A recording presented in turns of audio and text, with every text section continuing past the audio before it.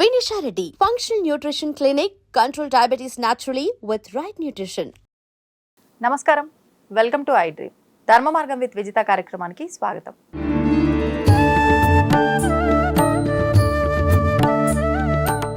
నమస్కారం గురుగారు. గురుగారు, కార్తీక మాసంలో మనకు క్షీరాబ్ది ద్వాదశి రాబోతుంది. ఆ రోజున విష్ణుమూర్తికి ప్రీతికరము, ఆ రోజున స్వామివారి ఆరాధనతో పాటు తులసి దామోదరుల కళ్యాణం కూడా చేస్తూ ఉంటారు. ఇది నిజంగా అంటే అందరూ ఆచరించాల్సిన కళ్యాణమా, లేదు అంటే అది కూడా మళ్ళీ దీపావళి నోముల్లాగా వంతన ఉన్న వాళ్ళే ఆచరించాల్సిన విధానమా? ఒకసారి దాని గురించి. చాలా మంచి ప్రశ్న అండి, తప్పకుండా తెలియజేస్తారు. ముందుగా వీక్షిస్తున్నటువంటి ప్రేక్షకులందరికీ శ్రీమాత్రే నమః, శ్రీ గురుభ్యో నమః.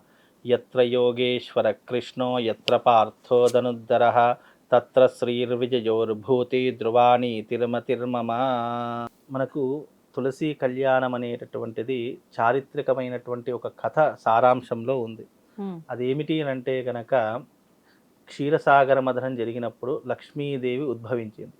లక్ష్మీదేవితో పాటు లక్ష్మీదేవి సోదరి అయినటువంటి తులసీదేవి కూడా ఉద్భవించింది. తులసీదేవి విష్ణుమూర్తిని భర్తగా స్వీకరించాలి అని కోరుకుంది. కానీ అప్పటికే లక్ష్మీదేవి సమేతుడైనటువంటి విష్ణుమూర్తికి ఆప్షన్ లేదు, అవకాశం లేదు. కాబట్టి భార్య అన్నదానికి అర్థం ఏంటి అంటే, విష్ణుమూర్తి చెప్పినటువంటి స్కాంద పురాణంలో భార్య అంటే ఎప్పుడూ భర్త సాన్నిధ్యంలో ఉండేటటువంటిదే భార్య అని అర్థం. కాబట్టి తులసి కోరుకున్నటువంటి విధానము భర్త సాన్నిధ్యంలో ఉండాలి అని అర్థం. కాబట్టి దానికి విష్ణుమూర్తి ఏం చేశాడు అని అంటే గనక, నువ్వు ఎల్లప్పుడూ నా చెంతనే ఉంటావు, నువ్వు ఎప్పుడూ కూడా నా చెంతనే ఉండి నన్ను సేవిస్తావు అని చెప్పేసి విష్ణుమూర్తి వరం ఇచ్చాడు. దాని కారణము చేత విష్ణుమూర్తికి అత్యంత ప్రీతికరమైనటువంటిది ఏమిటి అని అంటే కనుక తులసి అని అర్థం. మనము విష్ణుమూర్తి కైంకర్యాల్లో తులసి లేకుండా ఏది చేయము. నైవేద్యంలో తులసి దళం పెడుతూ ఉంటాము. అలాగే సత్యనారాయణ వ్రతాల్లో కూడా తులసి యొక్క దళాన్ని పెడుతూ ఉంటాం. అంటే ఇక్కడ తులసీదేవి ఇక్కడ విష్ణుమూర్తి యొక్క భార్యగా అంకితం చేయబడినటువంటిది. కాబట్టి ఈ కార్తీక మాసం వచ్చింది, మనకు తులసి కళ్యాణాలు జరుగుతున్నాయంటే ఎవరికి ఇస్తాము? కృష్ణుడికి. దామోదరుడు అంటే ఎవరు? శ్రీకృష్ణుడు. శ్రీకృష్ణుడికి తులసీదేవికి చేసేటటువంటి వివాహమే దామోదర కళ్యాణము అని అర్థం.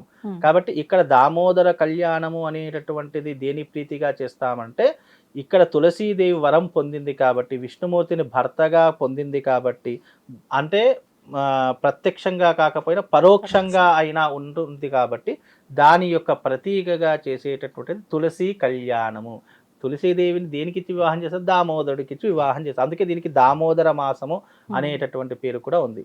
దామోదరము అంటే అర్థం ఏంటి? దాము అంటే సంస్కృతంలో అర్థం ఏంటి? తాడు అని అర్థము.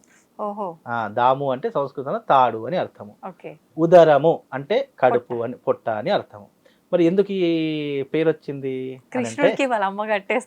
కృష్ణుడికి అంటే ద్వాపర యుగంలో శ్రీకృష్ణ చిన్నతనంలో చేసినటువంటి కొన్ని పనుల ద్వారా శ్రీకృష్ణుడు వెన్న దొంగతనం చేస్తున్నాడు అనేటటువంటి ప్రీతి ద్వారా ఆ యొక్క యశోదమ్మకు కోపం వచ్చేసి ఆయనను దేనికి కట్టేస్తుంది అని అంటే గనక, రోలు కట్టేస్తుంది. ఎస్, కరెక్ట్, మీకు కూడా కొంచెం అవగాహన ఉంది. చాలా అయితే రోలు కట్టేయడం ద్వారా దాంట్లో కూడా దైవిక పరమార్థం చాలా ఉంది.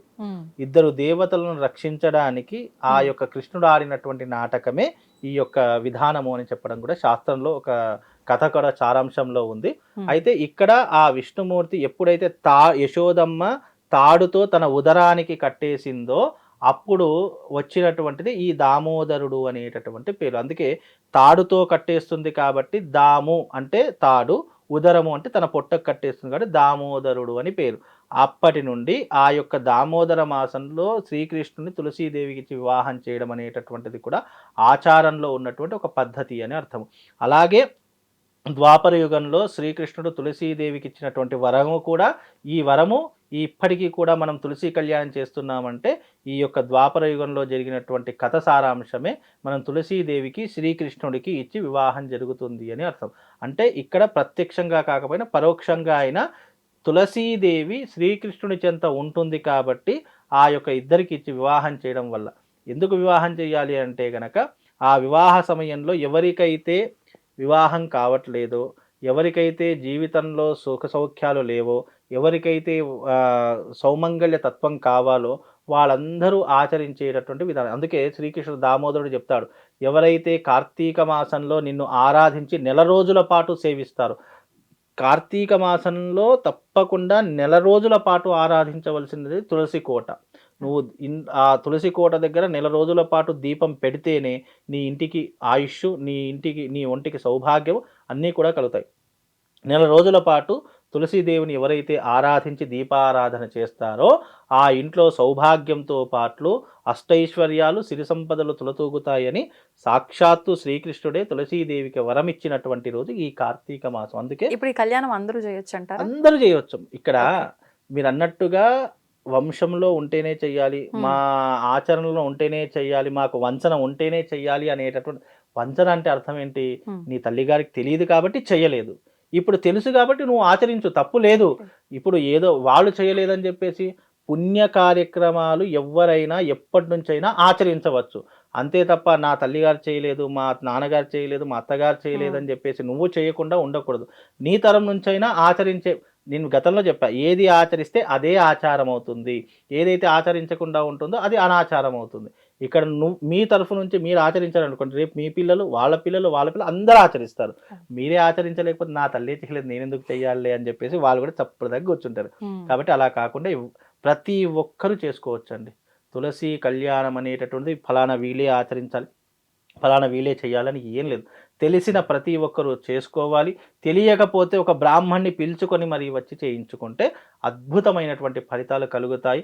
ఈ తులసి కళ్యాణం ద్వారా లోక కళ్యాణం జరిగింది, అలాగే తులసి కళ్యాణం ద్వారా మన ఇంటికి కూడా కళ్యాణ గడియలు దగ్గరకు వస్తాయని శాస్త్ర ప్రతీక. ఇప్పుడు ఈ తులసి కళ్యాణము అని అంటే ఆ రోజు ఉసిరి కొమ్మని తీసుకొచ్చి తులసి మొక్కలో పెట్టి ఆచరిస్తూ ఉంటారు.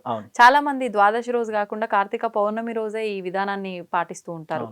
ఆ రోజున చేయొచ్చు అంటారా? తెలుసు. ఇప్పుడు ఉసిరి చెట్టు అంటే దామోదర వృక్షం కదా.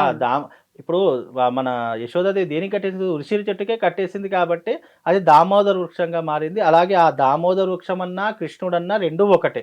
ఇక్కడ వృక్షానికే ఇచ్చి, ఇప్పుడు తులసీదేవి వృక్ష రూపంలో ఉంది, అలాగే వృక్ష రూపానికి ఇచ్చే వివాహం చెయ్యాలి అని శాస్త్రం.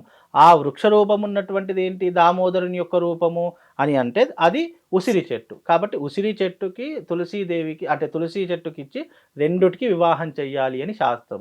ఇక్కడ ఉసిరి చెట్టులో ఏం చేయాలి అంటే కృష్ణుడి యొక్క విగ్రహాన్ని ప్రతిష్ఠించాలి. ఇక్కడ మన తులసి చెట్టులో లక్ష్మీదేవిని ప్రతిష్ఠించాలి అని శాస్త్రం. కాబట్టి రెండు ఒకటే, వేరు వేరేమి కాదు. అది వాళ్ళ తరహాలు. ఇప్పుడు నేను గతంలో చెప్పే ఆచారం పద్ధతి ఎలా ఉంటుందో అలాగే పాటిస్తూ ఉంటారు. ఒక్కొక్కరి ఇంటి ఆచారం ఒక్కొక్క రకంగా ఉంటుంది. కాబట్టి ఎవరి ఆచారానికి మించినట్టుగా వాళ్ళు చెయ్యండి తప్ప కొత్త ఆచారాలు ఉన్న ఆచారాలనే కాపాడితే అన్ని రకాలుగా సరిపోతుంది. ఇది దీని యొక్క అర్థం అమ్మా. ధన్యవాదాలు గురుగారు. తవ్వుతూనే శివలింగం సరే దాన్ని అట్లా కప్పేసేయండి, చూపించదండి. మూర్తి పూజ కాదు, సాక్షాత్ బ్రజేంద్ర నందన భగవాన్ ఉన్నారు మూర్తిలో. ఏమీ ఆశించకుండా ఆరాధించే వాళ్ళు కూడా ఉన్నారా ప్రభుజీ? నిజమైన భక్తి అంటే మనకు తెలియదు కాబట్టి